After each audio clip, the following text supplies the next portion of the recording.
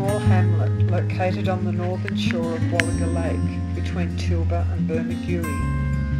In April 2010, Kerry Ryan and I wrote a letter to our local council requesting maintenance be carried out on the road along the foreshore of Wallaga Lake. The road had developed deep holes and a washaway area after heavy rain and was covered with thick debris following recent floods. The road was unnegotiable for older residents, for mothers with prams or toddlers, and to either children or adults on bicycles. Fishermen were unable to use the road to launch their boats, and the local residents of the Koori village were unable to use the shortcut home. 45 local residents signed a petition requesting removal of flood debris and repairs and maintenance to the existing track. Kerry and I met with Lindsay Brown, then a councillor, and were advised that the area surrounding the lake foreshore was Crown land. Therefore, the council was not responsible for the area. It was then suggested that we meet with Peter Gower and form a Coastcare group to enable us to get funding for the repairs. This was done, and a plant swap day and bush care training day was later held in September 2010. And so was born the Akolele Coastcare group, which began to meet monthly. With the instructive guidance and encouragement of Peter and later Joe Lane, we set about identifying the garden escapees and the weeds that inhabited the lake foreshore adjacent to the lake road, as we call it. In March 2011, 12 locals turned up for Clean Up Australia Day organised by David Kelly.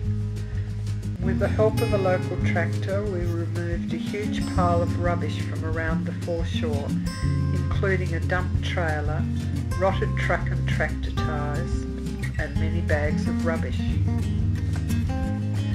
A community action grant enabled us to be assisted by local weed contractors James Cook and Tony Hall from Brighter Day Landscapes. They visited the area on a regular basis and attacked the big jobs. They sprayed many large areas of weed infestations that had developed over the years by people dumping over fences and from garden escapees. James and Tony have been instrumental in our education, helping us to identify weeds, to gain a greater understanding of the natives in our area, including the vulnerable Haligaris exalta, and in helping us to plan our ongoing work regime. Peter Gower and Joe Lane have also helped us in these areas and organised backpackers working with Conservation Volunteers Australia to assist us to clear 2 of the bigger areas of weeds in May 2011.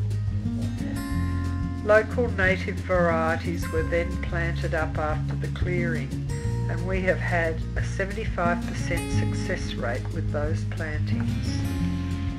Work on repairs to the track surface were finally carried out in September 2011. Unfortunately, some of this work has been again washed away due to an old problem, the careless situation of a drainage pipe following the curb, guttering and sealing of Flower Circuit many years ago. A beautiful section of littoral rainforest exists below Umbara, so we have been attempting to stop the progress of many weeds into this area. Potoroos have also been identified as living in this bushland. We are a small group of 7, 6 women and 1 man, ages ranging between low 40s to mid 70s. Of the 5 women, 1 lives in Canberra and joins us possibly once every 3 months when she is able to get a flexi day from work. One of our founding members is now a full-time carer for her aged mother, so rarely gets to our monthly working bees. Despite our low numbers, the fruits of our labours are beginning to be seen around the area. This year, work has mainly concentrated on the verge areas of Turner Drive along the service road below Bermagui Road and along the verges of Bermagui Road. Twice a year we check the eastern side of the causeway and around the eastern side of the lake for sea spurge. Unfortunately, some residents are still dumping rubbish over fences and cutting down trees to enhance their views.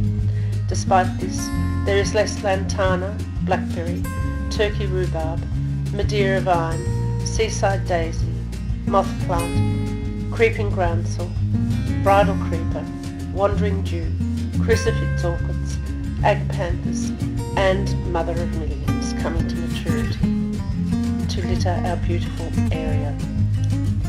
A greater appreciation and understanding of our native flora has developed between those of us who are contributing to our Coastcare group. We are extremely appreciative and grateful to Peter Gow for his unstinting support, instructive guidance and encouragement in our efforts to return our beautiful land to its original state. Our thanks also go to the Council, Joe Lane, Tony Hall, James Cook and their support workers, without whom the Wandsweeds would still be thriving. Most of all, many thanks to everyone from Akolele who give up time each month to help with this effort. Akolele Coastcare would not exist without you.